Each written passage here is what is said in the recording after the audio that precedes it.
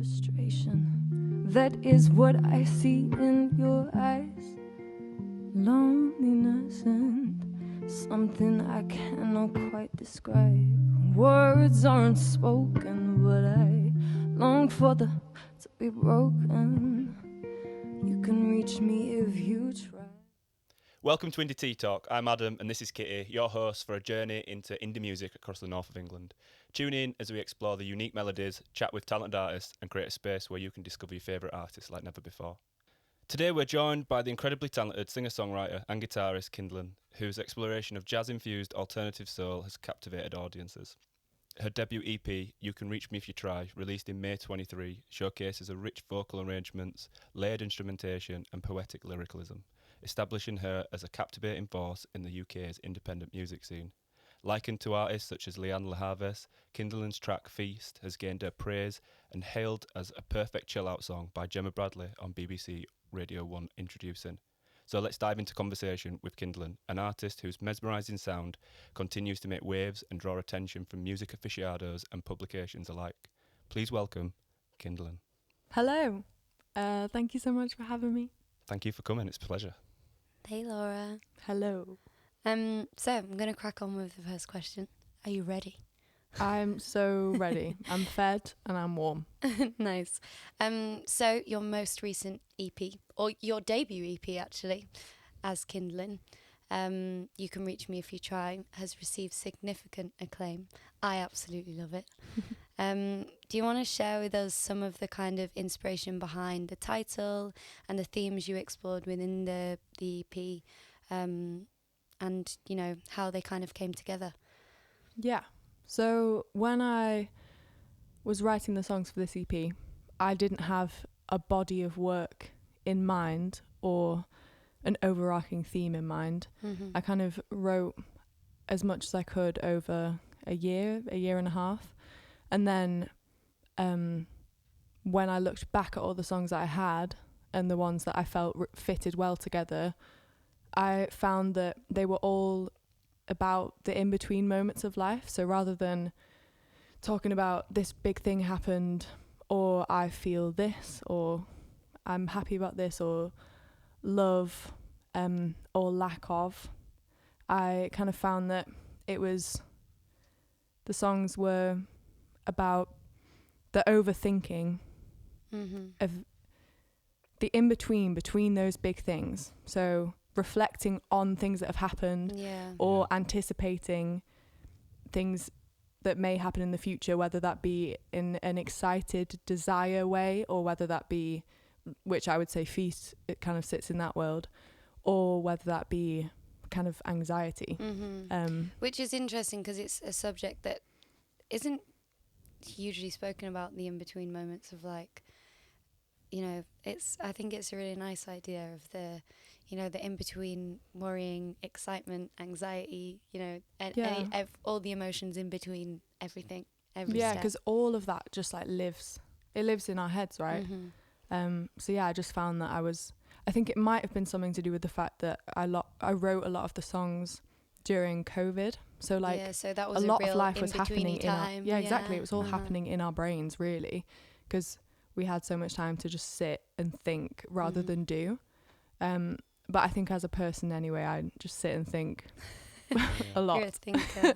And we always seem to focus on the major, like, life events, you know. There's not a lot of thought put into those gaps in between, so it's quite an interesting concept. Yeah, it's really nice. I liked your little video that you uploaded on Instagram when it was only really short, but your little explanation of that I thought was really cool. That, I don't know, it makes you think about it as a, like you said, as a body of work rather than, you know, an EP with different songs on it. It does, then when you listen back to the songs with that in mind, you can really hear that resonate in all of them. I'm really glad. It's cool. So what about the title of the EP then? You can reach me if you try. Where does that come from? Yeah, well, I kind of had to hunt, I think, for the title, because I really wanted to call it something like the in-between or in-between moments, or but I didn't like the way that in-between looked. And kind of sounded. It's insane the amount of detail you go into with that, isn't it? Of like Yeah. when you're naming something, Yeah. you're Yeah. like, it's a nice name, but and it says what I want it to those say. two E's but together, I'm not sure how I feel about that. yeah, yeah. Yeah. So then I was for ages, I was trying to find a word or a phrase that kind of that captured that feeling. Mm-hmm. And for a while I was thinking about places that are in between, like, you know, airports and car parks and stuff. Like, they're not really destinations. Yeah, they're just like in between places. places. They're Yeah, like, transitional. exactly. Yeah. So I was trying to think about something like that, but then that, I don't know, nothing felt right, and it was really important to me that I had a name that I don't know, felt really happy saying, and like I thought that captured all of the songs. So then I went through and I read through all of my lyrics, and then I highlighted words and phrases that kind of stuck out to me. And You Can Reach Me If You Try was one of them. And I think Hazel Frustration is from the song Hazel Frustration on the EP. And that is a track for me that was quite pivotal and is really important to me to this day. So then it kind of felt right for the title to come from that song. And it's a lovely title. I really like it. Thank you. It's It's cool. very long. It's very long. But I like it because I think, I don't know, that kind of, it still has a similar feeling. And also it's funny because quite a few people have made the joke to me that it's a lie, because people text me a lot and I yeah, don't we were reply. literally just having this So even if conversation you before. try, even if you try, you can't reach me. But Nice. So your music's been likened to like Leanne LaHave's. How does that sort of comparison resonate with your sort of artistic vision and the way that you've like kind of tried to influence your distinctive sound? yeah, well, I do feel incredibly inspired by her. I think in a subconscious way, because I have grown up playing the guitar, and like guitar and vocals, they're like my thing. That's what drives my writing, and obviously that is a similar thing in her music. And I love chords that are thick and crunchy, and like the chords convey the emotions of the song as alongside the lyrics. So I think I totally understand the comparison in terms of that. And yeah, I feel comfortable being compared to an artist like her in terms of those things. And yeah, it's really nice. It's really interesting that you said that, because Adam and I, when we were listening to your music, I was saying about all the dissonant notes that you choose to play at the perfect moment in a song, and that is something that I do think Leanne LaHavas also has in her songs, where, you know, if a lyric is talking about a certain uncomfortable feeling or something like that, there is that slight dissonance in there, and you have that in your songs. And I just think it really shows, doesn't it, artists who they're formed around their instrument, and they're like, you're like a little team, like with your guitar. Yeah, and it's like, I love that. Yeah. It's it definitely shows in your writing that you do sit and play guitar and write songs. And the instrumentation is, you know, it's another part of the thought-provoking process. So like, you know, the way that you produce your lyrics, the way that your lyrics are written, and then in contrast to the way that the guitar parts, you know, sort of coincide, they can highlight certain moments. Yeah, and you can't, I feel like when you play guitar, you make it an extension of yourself rather than a separate thing in your songs. Yeah, 100%. I think that it's really important to consider harmony, lyrics, melody, all of the above, to either marry them up or consciously make them different to create discomfort in that way, because it's like that. Surely that major, really happy sounding chord should not be underneath the story that you're telling right now. Yeah. Yeah, and with the guitar thing, I've been playing for years. Started with classical, and I think for ages I I don't know, stepping out of, I just play guitar for me, and recently I've started playing guitar for other people. And it's really interesting because I was really insecure about my guitar playing ability, I guess, playing with other people, because like you said, the guitar feels like a bit of an extension of me, because I play it very much like me, which might not necessarily be the best way or whatever. I get what you mean, in that you have quite a distinctive style as well, so it is quite scary stepping into someone else's music and playing guitar, because it makes you conscious of it. How they might want you to play guitar. Yeah, exactly. I know what you mean. Yeah. So Feast was praised by Gemma Bradley on BBC Radio 1's Introducing Show. How does it feel to receive that kind of recognition and support from national platforms for your music? It's really, really beautiful. I think I try to really acknowledge that praise and like let it have a moment, because I feel like it's as in like not screaming and shouting about it, but just like for myself to sit there and be like, that's really nice. That's really nice, because I mean, I know that it's the same for all independent artists. Like you're just doing your thing, and like you're just making music, and for me, releasing this EP, I did it all independently, kind of because I wanted to learn from the process and stuff. So I don't know, it's really nice to just throw a bunch of stuff out there, and you don't expect anything of it, because I think if you did and you got your expectations too high, that's like a bit of a scary road. So I just like decided to put my blinkers up and just like, I'm gonna throw this stuff out there, and then if something happens, that's nice. And then it, like, if people resonate with it, and then it being picked up and played on that show was a really lovely moment. And me and my flatmate Amy went down and listened to it in my car, because I feel like it's weird listening to it on my laptop, because I'm like, I've been listening to it on my laptop for months. You and Amy went inside in your car. That was so cute. I think you've been a little bit modest there as well. Like, you know, it's a you've worked really hard to get to that point as well. You know, it's not, it doesn't, like, just throwing it out there underplays it a little bit. And also the fact that you did it all independently is amazing.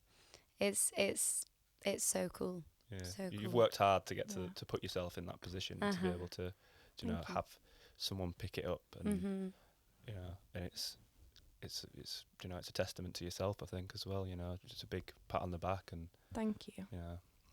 Thank you. Well, I mean, I think platforms like that are so important, because I think it's really difficult being an independent artist who is releasing, because it takes up so much time and energy, and you want to put that into it because you love the music, and you want to reach as many people as possible. So yeah, those kind of platforms and those moments and BBC Introducing, they're so important, because it does give you something to celebrate along the way. Which is so like valuable. And a pinpoint, like you can pinpoint that moment now.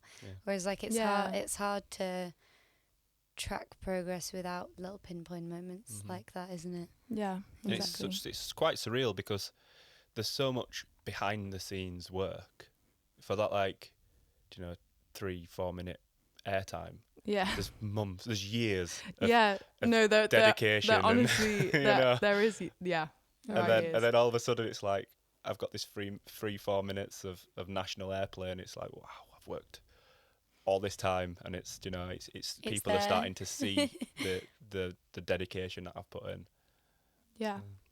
It's really nice, and that's why I'm like, it's good to appreciate that, and I really appreciate you saying to me, no, like, you did work really hard for that. It's really good, because like, it's important to acknowledge it. You know, it's not been big-headed. It's about, you know, acknowledging that you have put that effort in, and there's nothing wrong with acknowledging it.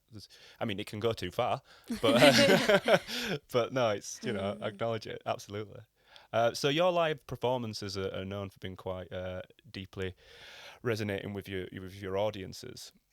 Is there a certain way that you try and position yourself in your live performances? Is there something that you do to try and captivate your audiences, or is it just a natural thing? Like, I suppose what I'm trying to say is, when you get on stage, do you have like a persona, or is it definitely not?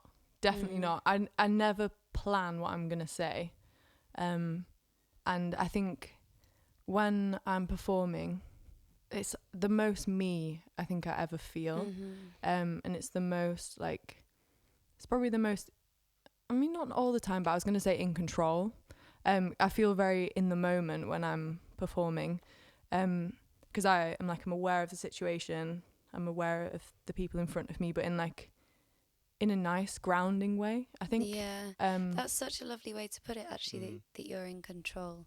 Because although gigs can feel like you're really not in control a lot of the time, like you've put yourself there, you're playing your songs, you've got your band behind you. That's a really nice way to look at it.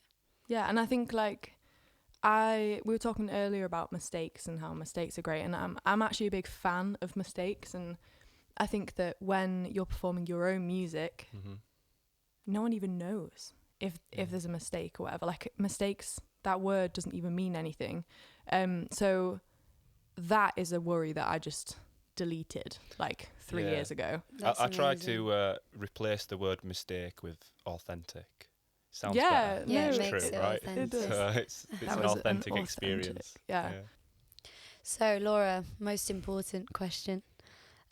If you're a flavour of tea, what tea would you be? And why? And why? And why? I liked that. Very dramatic. I think, first of all, I agree. Important question. Thank you so much for asking me that.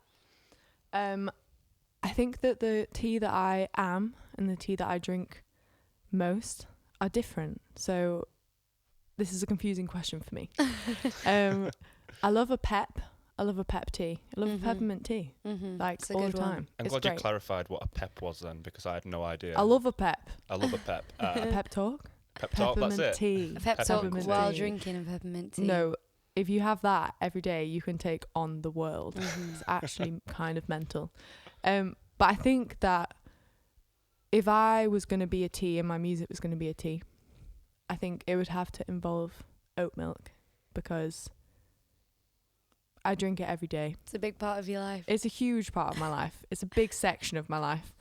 If I go into a shop and I see this specific brand of oat milk that I like that's on sale, it's not the Minor Figures one, is it, with the little man on it? No, it's not, but my fave. that is the coolest packaging.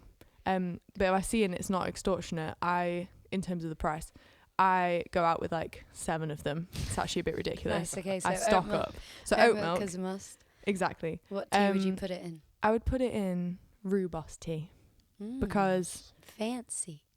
Yeah, there's something a bit weird going on there, but in a good way. Nice. And I think that's possibly how I describe me and my music. Something a bit weird going on there, but in a good way. In a good way, but nice, of a question mark. That. In a good way, maybe. Well, I definitely agree. It's in a good way. Thanks. I love that. I think we're going to have to create a new aspect to this now, and we're going to have to get our guests to bring in their embodiment in tea. Yeah, I think definitely. that's what we have to do now. I want only the best oat milk, though, Laura, if you're coming. Yeah, don't worry. I've got, honestly, 13 bottles at home. So. Awesome. So if you could collaborate with any artist, living or not, who would it be and why? This is an interesting question, because there's so many people running around my brain, because the artist that comes to mind today is because on my way here I was listening to Tape Notes, which is an amazing podcast that you guys should listen to if you have not already. Nice. No, I've not heard of it. Well, it's amazing. It's really inspiring. It's where an artist and the producer that they made the album with, an album that they've made, they go on and then they dissect the whole process, and they talk about technical things and which DAW they use, their favourite plugins and the go-to things that they went to in their process, but it's also about the writing and also how those two people ended up working together in the first place. And on my way here, I was listening to the Olivia Dean and Matt Hayes Love one. Olivia Dean. She's amazing. Funny enough, actually, we were talking about Belgrave. Yeah. Not Belgrave. What am I Brood saying? Brood. Too many bees, indeed. There's a lot. Yeah, we were talking about Brudenell. I saw her in Brudenell and bumped into Laura at that gig. Oh, and that's literally the day I was like, well, she's absolutely incredible. Yeah. She was so good, wasn't she? Mm-hmm. Yeah. That's really interesting. So was it about the Messy album then that they're talking about? Yeah, exactly. Yeah. And Nice. as we speak, I'm halfway through.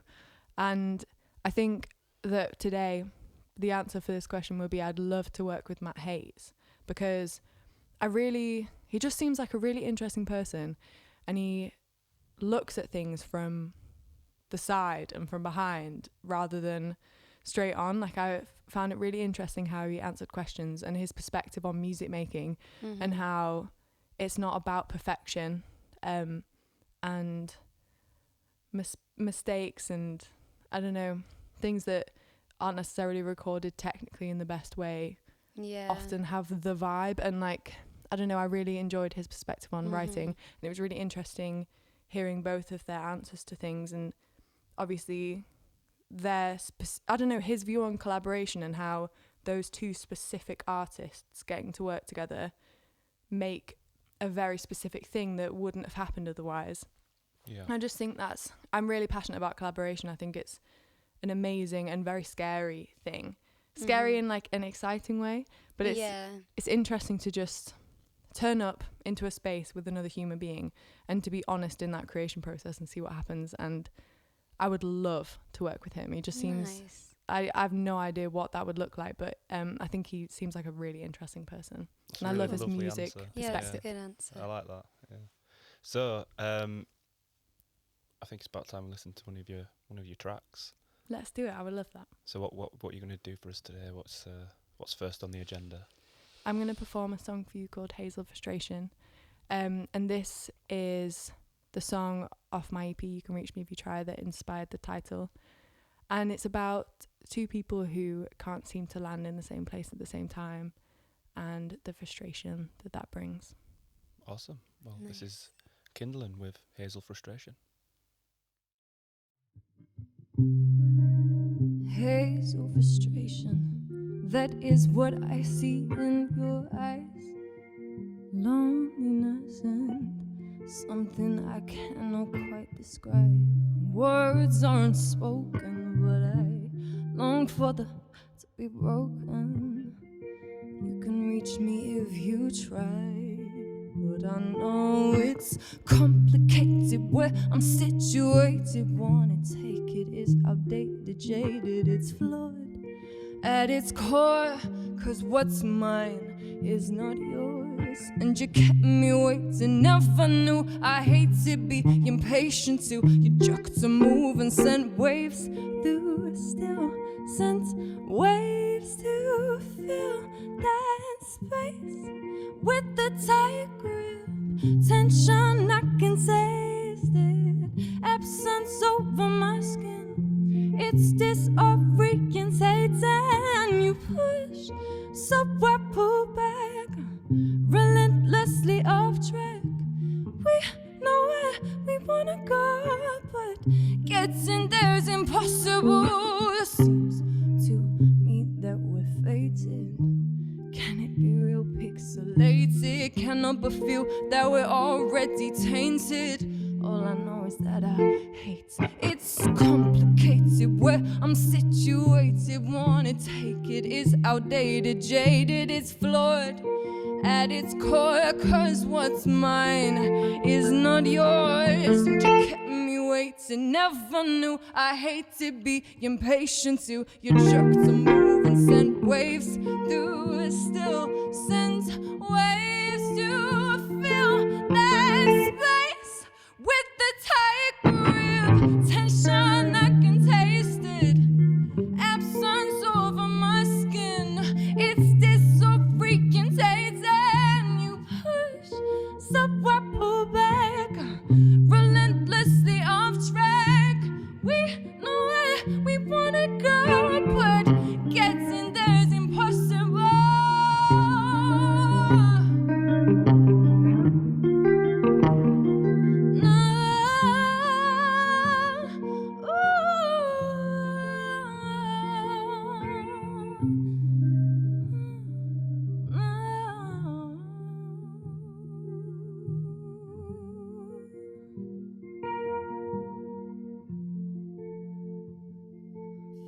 the space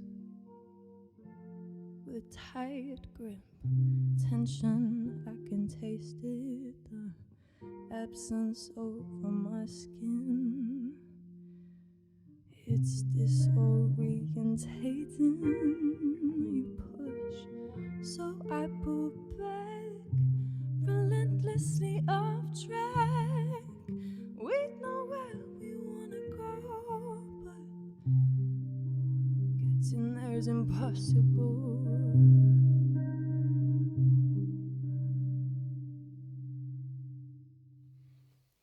So, collaborating with producer Ed Allen, you aim to create a signature sound. How did this collaborative process help with defining and refining your musical identity? It helped a lot. That's my answer. Done. Next. Done. Yeah, I loved working with Ed, and he is still a really important and repeating collaborator in my musical life.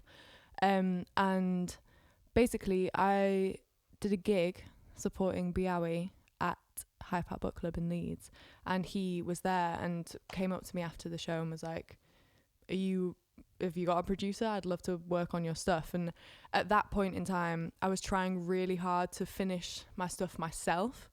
It's really hard to finish it yourself, isn't it? Yes. Like, to the very end yourself, because I find it's hard to know where the end is. That's where perfectionism and self-criticism comes in, where you're like, is it finished? Like, it's really hard by yourself to say something's finished. I was really interested in hearing about that with you, because we've had a lot of conversations about, you know, self-producing and the kind of benefits but also downfalls of that.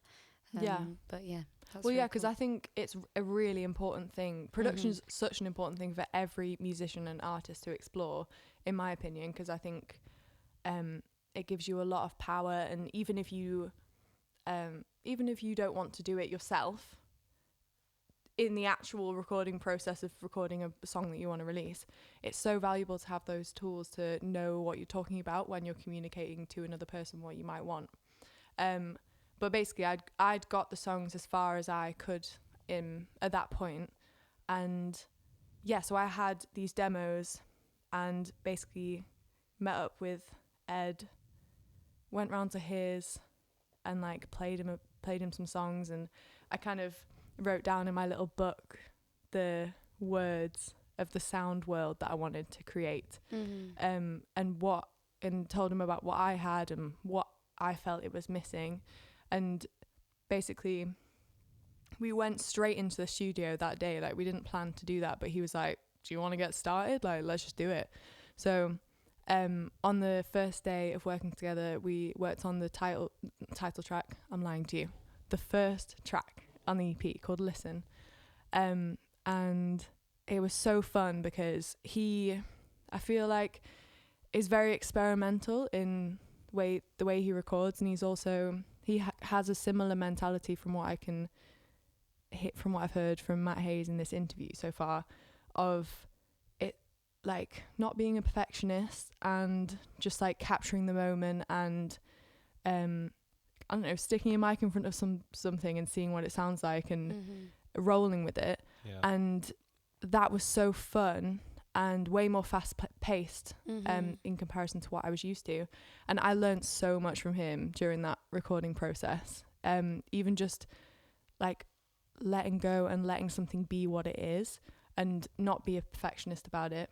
And also, I really value his ear and opinion just as a listener of which music. is really important as well. Your producer wants to be someone that you can take your music to and trust their ear and trust their opinion on it. Absolutely. 100%. And like, because of that, it felt really so fun and just great to work with him, because I trusted his opinion, which meant that it was fun to try and make something together and make it good, whatever that means. But also it was fun to work with him because I was like, you're a musical human that I value, or like I think is great, basically. So it's really nice that you want to work with me, and like that's really cool. Yeah. Awesome. you describe your EP, like as we spoke about earlier on, as these exploration of unmoments. You've already kind of elaborated on it a little bit, but how have these unmoments sort of shaped your storytelling as a whole? Was it? Did you go into this creative process looking for the unmoments, or did it just kind of materialise while you were creating this EP? I think that it was an unconscious thing, because while writing all of the songs, I wasn't thinking about it in terms of a body of work. And all of the songs are coming from quite different places, I think, in terms of what they're actually talking about, and the like thread. which moment it is. Exactly, kind of, yeah. exactly. They're different stories, but the thing that links them together is that they're all kind of happening in my head. So yeah, and it was like a realization after the fact that was like, oh, these aren't about things that have happened. They're not about moments. They're the unmoments. Mm-hmm. They're the things around the moments. Nice. Yeah. I love that term. Like, Yeah, it is lovely, isn't it? The unmoments. I'm definitely gonna take that with me. Yeah. It's a nice one. I'm stealing that concept. I'm afraid. No, definitely do. So as an artist originally from York, now living in Leeds. Yes. Yeah. Which is how we York met. babies. Yeah. Yeah. How all of us met. Yeah. Right? Yeah. York, yeah. So yeah, how have these locations influenced your music and your kind of songwriting? Is that something that has been an influence to you, or has it changed since you've been in Leeds? Yeah, I think that maybe my sound is less attached to the place, but the people and the experiences, I guess, that I had attached to those places. So I guess some people might say that where they grew up, the nature or the ruggedness, it comes into their music. But I think that it's not something I've thought about a lot, because I haven't really thought about this before, because as a person I feel very attached to nature and my surroundings, and also I love the contrast between nature and then things that humans have like slapped onto it, and I kind of think it's beautiful together. But so as a person I'm very occupied with that, but I think in my music it's more to do with the people and like relationships, whatever form that might take. But I think that the music, growing up in the York music scene was amazing. I feel very lucky. I said this when I spoke with Adam about this kind of thing. I said you do feel it's not very competitive in York. It's more of a welcoming communal vibe. Yeah, it definitely. Particularly in the space that we occupied, in more acoustic vibes. I think it was incredibly friendly, and also the level of music kind of is unreal. Yeah, and, York is a little piece of magic with it's a little melting music. pot. There's so much there's talent. so much. It is amazing, and I think people are very open and friendly, and I don't know, because we started very young, so I started gigging around York when I was 13, and I don't know, I just like the people that I've met, they've become like solid people in my life now, and I always felt incredibly welcomed and incredibly safe, and very lucky to have been able to have that as the start of my musical journey. And I think that I was around a lot of folk artists, and that definitely has come into my music and storytelling and stuff like that. And then moving to Leeds, I feel kind of similarly. I think that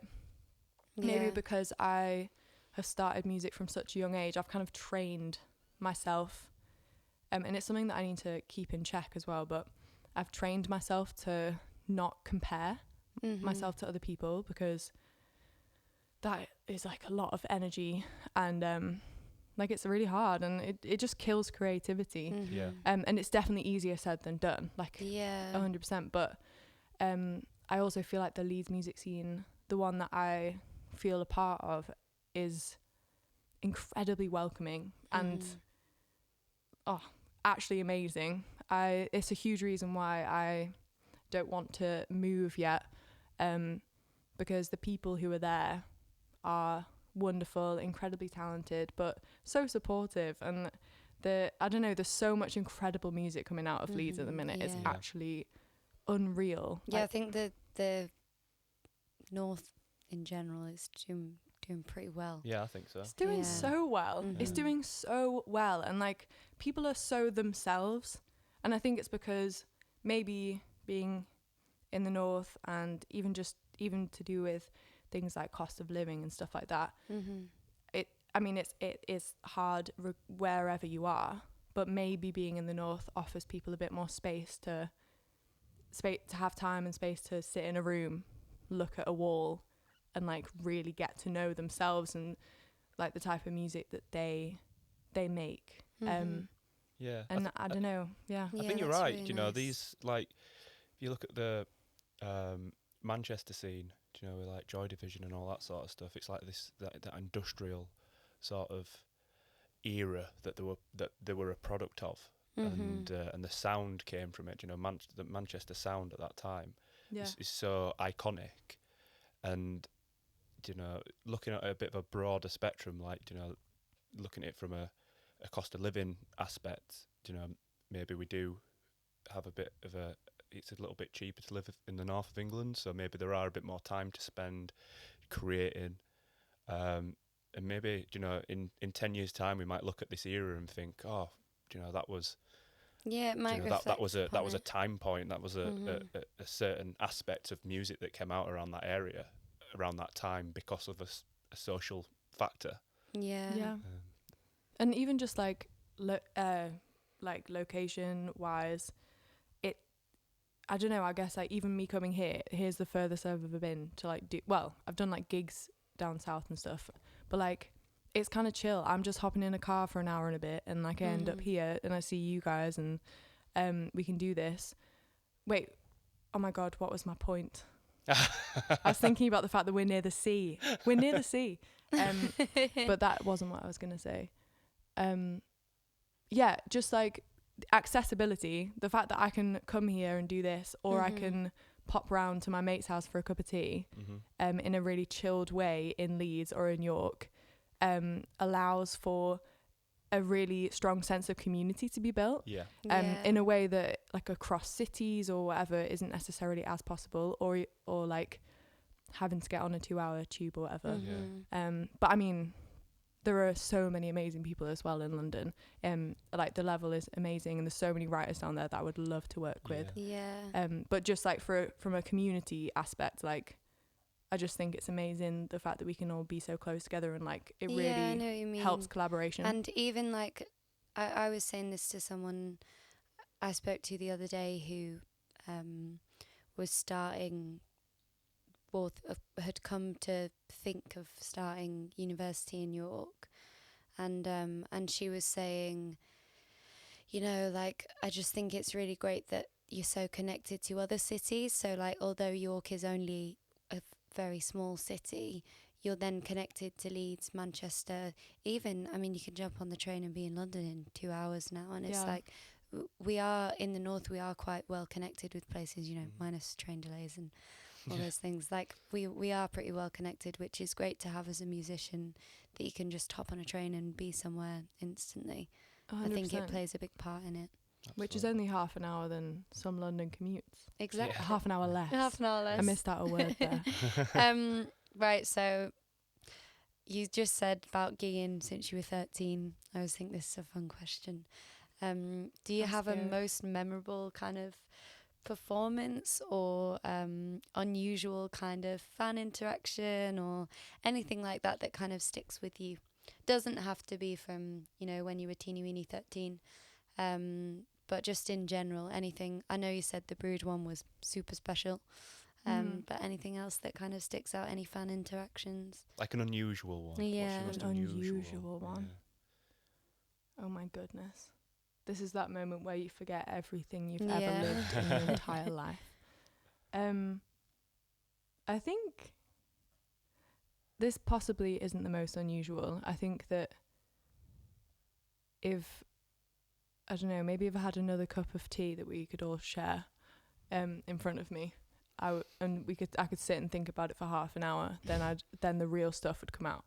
But I think that the thing that's coming to my brain now is that when I went on my first little headline tour, I brought this book with me, and I asked people to write in it if they felt like they wanted to. And one of the prompts that I gave, I was like, even if you want to just like tell me what you had for dinner. Oh yes, I do remember that actually. Yeah, then you can do that. And I loved reading through what everyone had for dinner. Like, yeah, people are having some crazy stuff. Lots of pizza though, lots of pizza. But I don't know, I just I really enjoyed that, and also hearing people's thoughts from a show, because obviously you just do your you do you. Yeah, it's a really nice idea to take a little book with you. Obviously, you know, people can write about their dinner, but just for general kind of feedback, because especially when you're headlining a gig or you're doing your own little tour, it's really hard to interact with everybody in the room. Like from when I did my EP launch, I mean, I hid upstairs for so long. You need recovery time after you've done like a big performance. You need time to be like, whoa, that was a lot. So it's hard to speak to everyone on the night. So if you've got a little book that's just there for people to just go at and like and write whatever, and not have to, you know, have a conversation with you about it, I think that's pretty cool actually. It's a good idea. Yeah, it's kind of anonymous. And yeah, it was so amazing to look back at that, and it's really nice because now I've got that little memory. And I don't know, even if only like 2 people write in the book, that I think sometimes maybe you forget that the audience, like, they have their own opinions, and they're going through their own thought process while they're watching you. So it's so everyone interesting. Might take things differently, like depending on what position they are or what stage they are of their lives. They might take something different away from your song. I really like that when you speak to an audience member and they're like, oh, it really made me feel like this, and you're like, wow, that's really not what I intended, but really cool that that's what you take away from it. So that's really cool. Maybe I'll take a book to my next performance, make people write what they had for dinner. You definitely should. I actually have this one memory. I played at the Dorothy Pax in Sheffield, and I saw this guy after the set spend like 10-15 minutes writing in the book, and then at the end I performed with my friends Hannah Lamb and Amy Clark. They're both Angels, as you know, amazing musicians, vocalists, songwriters. And I was lucky enough to share the stage with them that night. And I don't know, it was so amazing going and doing a tour with them, because we're just like 3 mates rocking up. We're having fun regardless. It's like a little road trip for us. So at the end of the night, I read this guy's note that he left, and it just says, so I'm at the end of my shift, it's been a long day. And then 3 girls rock up with big smiles and wonderful positive energy or something like that. And I'm thinking, oh, that's really nice. That's so nice to meet them. Shame I'm going to have to go. And then I go home, I sit down on my bed, I stand up, I come back to the Dorothy Pax, and I watch their performance, and he said some nice things. And and then he's just like, I'm so glad that I came here and I met you. And it was just such an honour to be able to go on that, hear the journey that he had that day. Yeah, that's really cute. And because you would have never known that. No, like, never. You would have. Why would you? Why would you ever know that? But that's just like a little snapshot into like a little moment that you were part of. So looking ahead, what can fans expect from you? Future releases, new collaborations. Yes. What's on the agenda? Yes. For me personally, I want this next year to be very creative, and just to make a ridiculous amount of things. I'm getting nervous even saying that, but I just want to make things and not worry about it, and be fearless and very honest within those creations. And then I have 4 songs, I think 3 definitely of mine, that are going to come out across that time, that they're ready to go, one of which you're about to hear. And nice. yeah, so 3 songs that mean a lot to me, and they're going to come out across the year. And then, behind closed doors, lots of creation, lots of collaboration. Please, I'm manifesting right now. And just like, I've got so much that I want to learn. I just want to, I want to practice guitar. I want to practice singing. I want to get better at production, and figure all that stuff out. And I want to take the year to kind of do that. Nice. Awesome. So as you've alluded to, you're going to be doing another track for us now. Do you want to give us a bit of a heads up of what it is? And so this song is called Cigarettes, and it's kind of the sister song, I've realised today, of Hazel Frustration, because they sit in a similar sound world, similar guitar style, and they're also 2 parts of the same story, really. And this song is one that I was so scared to write. I wrote the chorus maybe a year before finishing the actual song, because it came out and then I was like, oh no, I don't want to feel that way. So then I just buried it, and it kept on nagging at me, and I kept on hearing it across the next year until I finally wrote the song. And it's about wanting something or someone that you shouldn't, and navigating that and trying to figure out why. This is called Cigarettes. awesome, can't wait.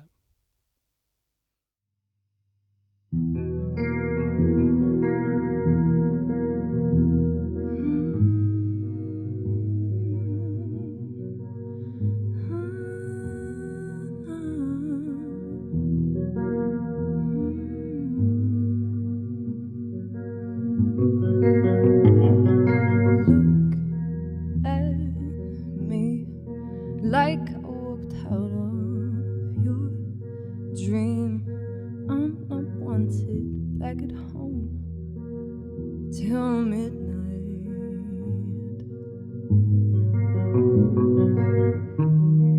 Sleep next door. Feelings can't knock down stone walls. Looking for excuses, only finding reasons to behave. All those names I forget, 'cause cigarettes smell good on his skin. You still want what I need. Tell me what it means that I think cigarettes smell good when he's around. Something that I shouldn't have, must be why I want it so bad.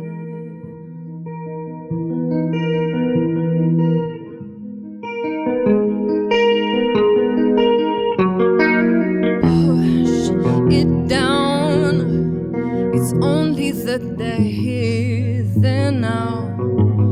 While you exist to be alone, I'm a ball that's been thrown. You picked me up, then let go. How can you blame where gravity makes me fall?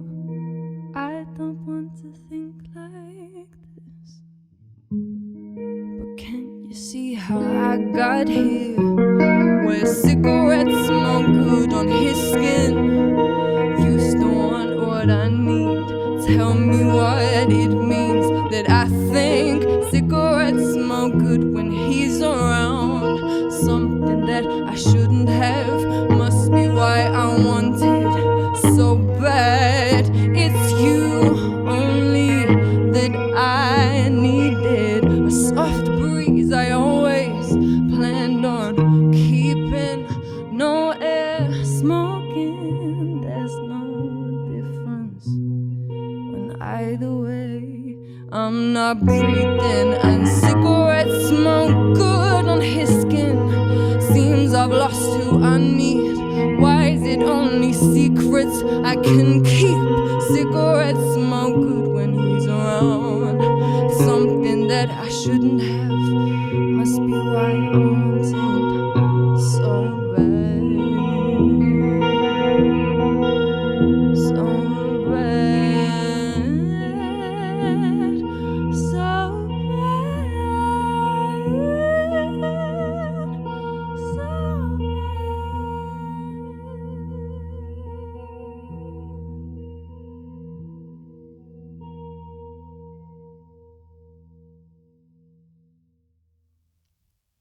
So, how can people find you? Where do we find your music, your social media presence? If you would like to find me and my music, I think you can find it by searching Kindelan into anything. Instagram, Spotify, YouTube, all of those things. Kindelan. It's spelt Kind. That's kind. And then still part of the same word. I don't know why I paused it. ELAN. N for no. And nothing. And nicotine. But yeah, so if you search Kindelan, things will come up. There'll be lots of my face, I'm sure. Perfect. Have you got a more popular way that you promote yourself on? Have you got a preference to a certain social media platform? I don't know why I made that so hard. It's hard. I think that if people want to be really up to date with what's happening, Instagram would be the way. Yeah, I post things on there quite a lot. So if you want to stay up to date with all things Kindelan, then Instagram. Well, Nice. thank you so much for coming today. Yeah, thank you. We've had an absolute blast. Thank you guys so much for having me. I've honestly had the best Sunday ever. We had a Sunday dinner. We had a Sunday dinner and it was really good. Please thank your mum. Yeah.